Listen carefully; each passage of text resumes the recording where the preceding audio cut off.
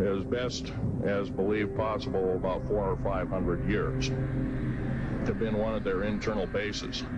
And we drilled holes right on top of it.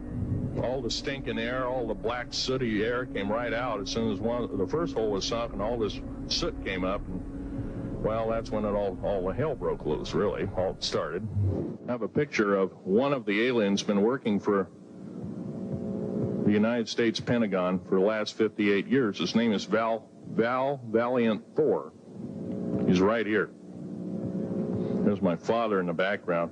This whole place, the ready room of the USS Eldridge, Al Bielek has probably explained, or maybe even shown you this picture. There's a list of some of the notable people in it. They're all the atomic bomb scientists of the day, all the time variant experimentalists of the day, all the top physicists of that particular day. This was in August of 1943. Phil Schneider gave most of his lectures in 1995. He gained a following speaking around the United States, telling people about his alleged experiences. Phil claimed that he personally knew people who also worked in black budget programs who were murdered, and that most of them were made to look like a suicide. 11 of my best friends in the last 22 years have been murdered. 8 of them called suicide. I finally got wind of one of them. Portland police is now involved in one of them. Murder by suicide, they call it.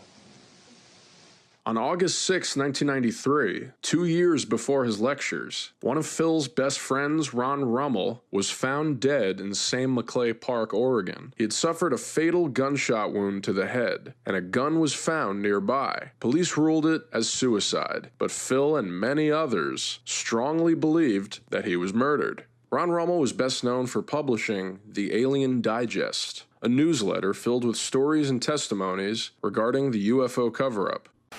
Author Ron Rummel was about to publish a book revealing what he believed to be the real purpose of the Star Wars project when his body was found here in McClay Park in Portland, Oregon.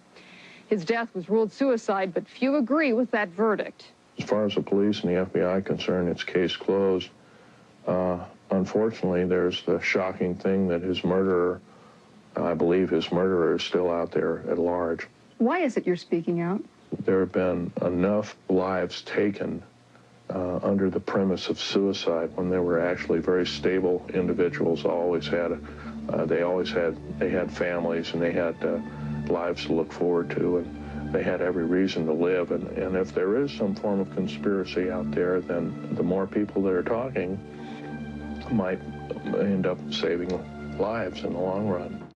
My friend Ronald Lee Rummel was an Air Force officer. He's a Silver Star winner.